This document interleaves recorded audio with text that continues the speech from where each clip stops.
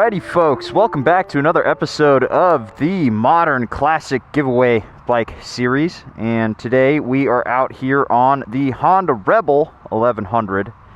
And I've had some more time to think about this bike. And the more I do, the more I realize that Honda made a bad cruiser. But I think that's the point. And we're going to go talk about it real quick, riding around on the Honda Rebel, which y'all know I actually really enjoy. Let's go figure out why Honda made a bad bike. They don't make bad bikes, right guys? It's impossible.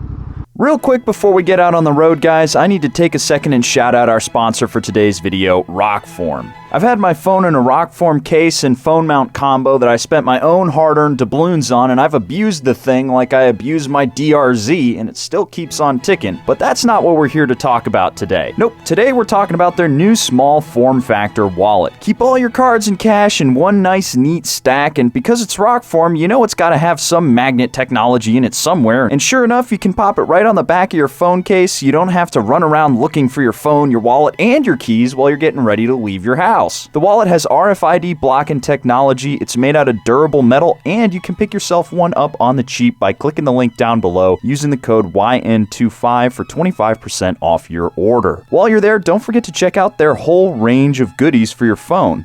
Thanks again to Rockform for supporting this video. Alrighty, now, before I see a whole bunch of people typing away in the comment section down below being like, Spite, I thought you liked the Rebel. What happened? Why do you think it's a bad bike? Let me head you all off at the pass and say I do not think that this motorcycle is a bad motorcycle. Quite the opposite, in fact. I think it is a very, very good motorcycle. But I do think that it is a bad cruiser bike. And as I mentioned to, or as I alluded before, I believe that is the point. But let's talk about why this is a bad cruiser bike. First of all, the engine, when it comes stock with the stock exhaust and all that stuff, it doesn't really make the right sound, you know? It's really quiet, it's really demure, it's, you know, it's a little bit rowdy, sure, but, you know, it's really not until you put an exhaust on this motorcycle that it has any kind of attitude to it. And you're like, oh, well, shocker, stock exhausts suck. Every stock exhaust sucks, even on, you know, Harleys. The first thing anybody does is put a exhaust system on their motorcycle. Yeah, that's a little thing, but the main thing that I've noticed riding it around is that it doesn't actually like to cruise, which, you know, you'd think, well, it's a cruiser motorcycle, it should be nice and comfortable for long stretches on the highway and super easy to get along with and comfortable and all that good stuff.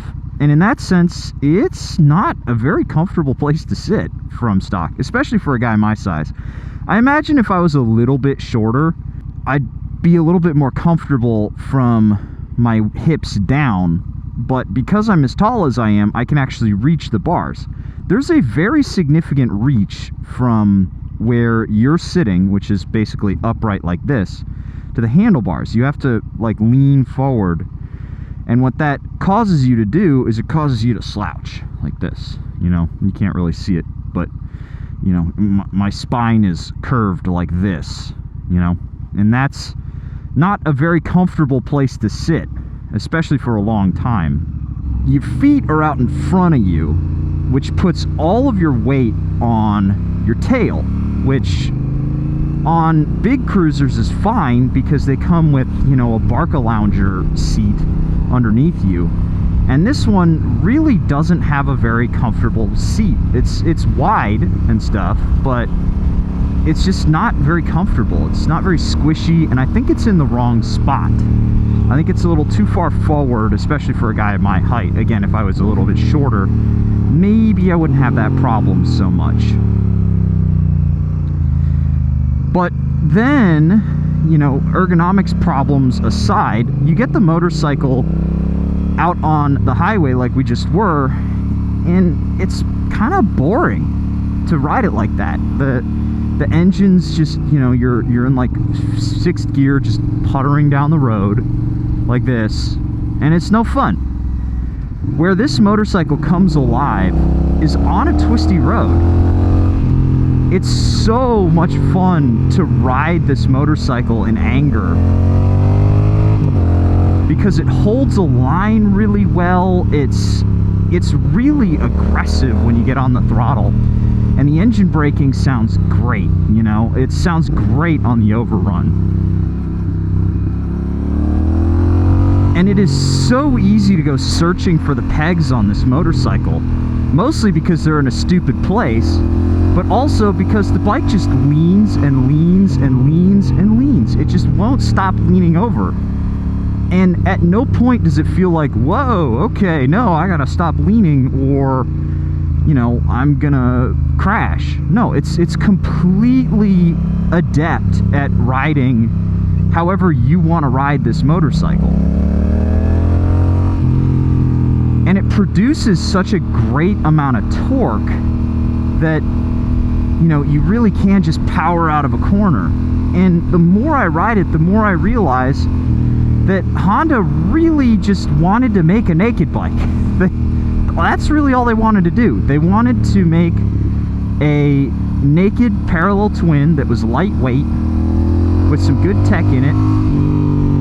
And then somebody in the higher up offices was like, wait a minute, we can't make another naked bike because we've got the CBR 1000R, we got the CB 650R, we've got all these naked bikes. No, don't make any more naked bikes, go make a cruiser. And so they took this awesome engine and they took this great suspension and they were like, okay, fine, let's make the Rebel 1100. And you really do feel this kind of naked bike nature to this motorcycle when you ride it. It really doesn't ride like a cruiser. It has the wrong attitude for, you know, your regular cruiser riding. It's very much like the FTR in the sense that it really just wants to rev out and party. After about 5,000 RPM, it's go time, baby. And you got a ton of torque on tap with this bike. Not to mention we have, you know, slightly adjustable suspension. We've got piggyback shocks back here.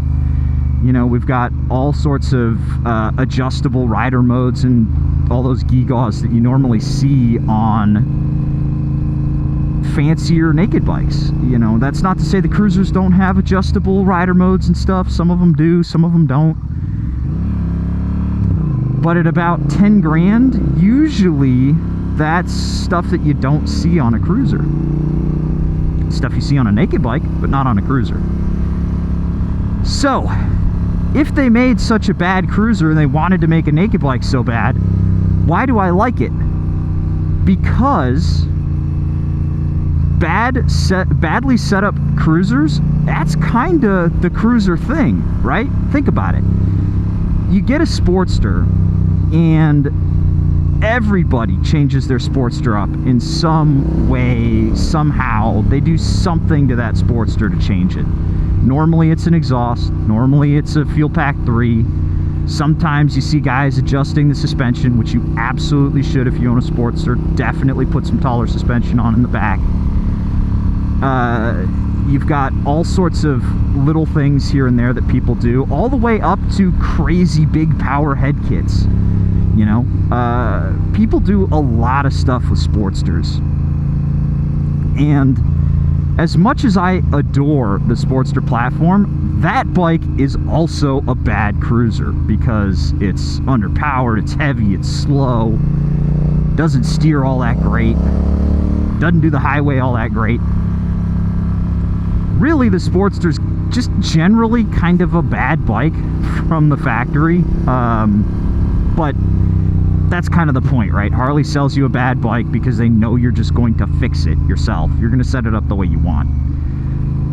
And I think that's sort of what Honda was getting at with this motorcycle.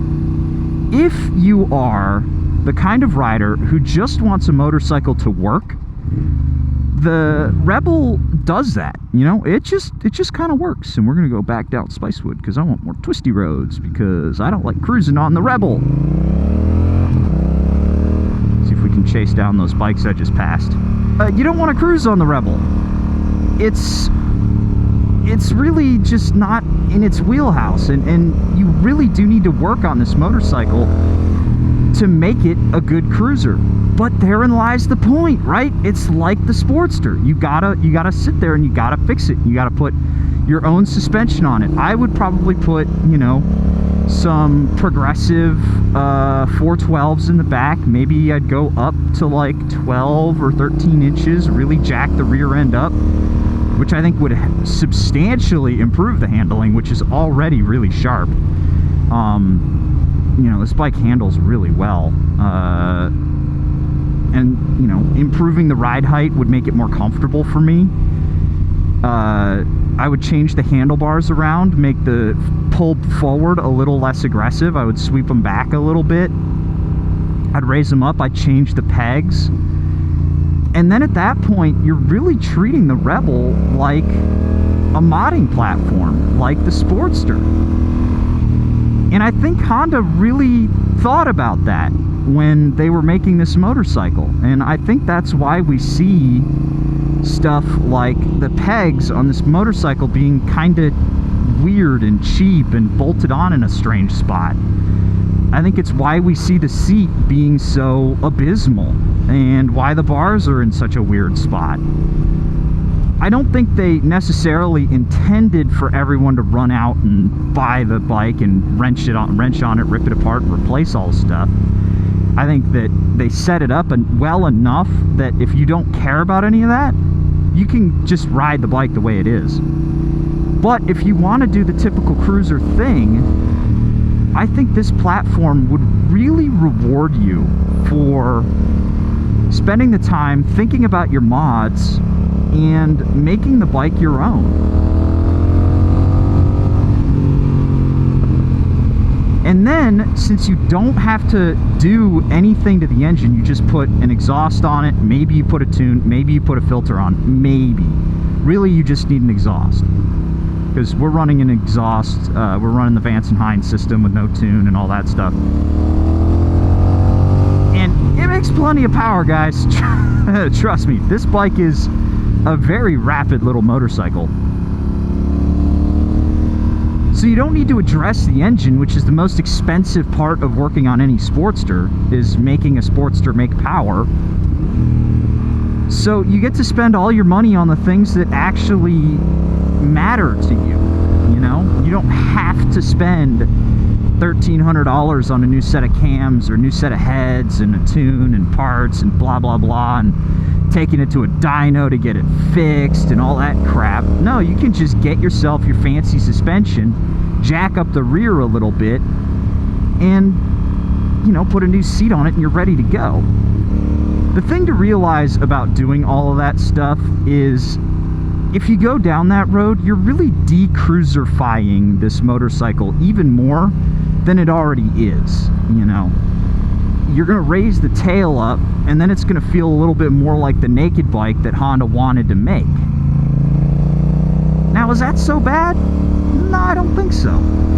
Because I really don't think that the Rebel 1100 was designed to be, you know, your long-haul cruiser, or, you know, even a long-day cruiser.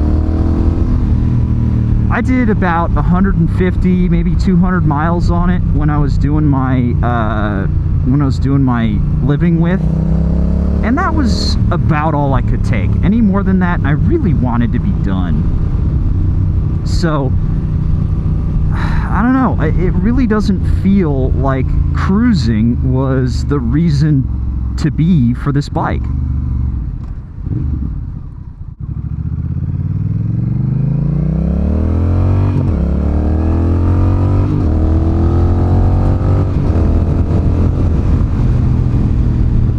So let's assume that this Rebel 1100 is my Rebel 1100. What would I be looking to do to this motorcycle to really make it the bike that I think it was supposed to be? Well, first of all, I would have to address the foot pegs on this bike. They're in a weird spot, and they just don't sit well with me the way they're set up. The second thing I would do is definitely address the seat. It's in the wrong spot. I think if it was back about an inch and up about an inch, sort of, maybe a half an inch, maybe 3/4 of an inch, something like that, it would be a lot more livable. Next thing I would do is I would definitely raise the rear suspension. We've already got a chain on there, so we don't have to do the chain swap, but I definitely would raise the rear suspension up a little bit. Now, if I was doing that and I had bottomless amounts of cash, I'd probably put some taller front suspension on this thing and just go full club bike, you know? Yeah, it's cosplaying as a Dyna at that point, but I like the club look. And this bike's blacked out enough that I think with some maybe gold forks would look really cool on a Club Rebel with you know, gold remote reservoir shocks in the back to give it a splash of color. Get yourself a slightly taller T-bar so that you don't slouch like this when you're riding the motorcycle. And then you're set, man. Once you do that stuff, you got yourself a really cool cruiser that handles way better than any other cruiser in this price bracket, weight category, anything. This thing will outturn any Dyna, it'll outturn any Softail, it'll outturn any Sportster, Indian, Yamaha, whatever. It'll outturn any cruiser out there. I can't think of another cruiser that handles as well as this one does. Maybe what I'm really trying to do at that point is just turn this into some sort of like weird kind of club sort of FTR-ish thing. I don't know. It would have that sort of weird handling feel that the FTR does. And it would be lighter, but make a little bit less torque. I actually don't know which one would be faster, honestly. Probably the FTR. I mean, that thing is just so roided up. But I digress. So, making a 20-minute video short, do I think that Honda made a bad motorcycle? No. I want to reiterate that again in as plain English as I can possibly explain it in. This is not a bad motorcycle. It's a very good one. But I think it's a bad cruiser for a whole lot of reasons. Mostly because it just doesn't like cruising. It's not what it was built to do, really. From my experience, it was built to go out and have fun and tear up a twisty road. So if you're in the market for a sporty cruiser, the Rebel's your thing, but I'd also wonder why you're not looking at a naked bike, you know? Maybe because you want the experience of wrenching on your motorcycle. And if you are that person, you want a motorcycle that has a cruiser aesthetic to start with, but is sort of that blank canvas that you can do whatever you want to, this is a great platform. And in that sense, I really think it's a torchbearer for the Sportster. It's way better than any stock Sportster ever. I don't think... I don't want to say it just yet, because when you've seen this video, I'm actually getting ready to go to Sturgis to ride the new Sportster S, so maybe I'll know a little bit more when I get back. But I don't think even the Sportster S is going to have the same kind of chops that this thing has on the side of the tire. So, get yourself a Rebel 1100 if, and only if, you want a cruiser to modify where you don't have to touch the engine at all, and you just do a couple of little things here and there. You can spend your money on the stuff that you want to spend your money on. You don't have to do a whole bunch of other crap to it. But if you want to do a whole bunch of other crap, you want to do the heads, you want to get it super duper cheap, and you want that kind of super premium-y Harley build quality feel, then I guess you're stuck with the Sportster. Well, guys, I think that is going to wrap up my thoughts on the Sportster. The Sportster, good grief. It really does kind of look like a Sportster, though, doesn't it? Guys, that's going to wrap up my thoughts on the Rebel 1100 here. If you want to get yourself entered to win this little motorcycle, modify it up to your heart's content, get yourself entered to win down below by clicking the links. Go to yammienoob.co. Get yourself signed up, get access to the Discord server, exclusive live streams, all that good stuff. Or you can check out ynmoto.co, yammynoobmerch.com, where every dollar you spend on t-shirts, hats, parts, tires, whatever you want is an entry to win one of our bikes. You just have to select which one you want at the end when you're checking out. And that's super easy, because who doesn't need new tires? I know I do. I gotta spend like $400 on tires here pretty soon for my SMCR, and probably another $400 on tires for the DRZ, because motorcycles eat money. Oh man. All right, guys, I'm gonna get out of the sun before I melt here. I'll catch you guys in the next one. See you later. Hey you. Yeah, click the Yammie Noob video right over there. You should do it. Click that video. Keep watching. Some good stuff. You should really check it out. Hey, look over there. Go click the video. Look, go click it. Click it right now. Do it. Click that video right now. Do it. Do it.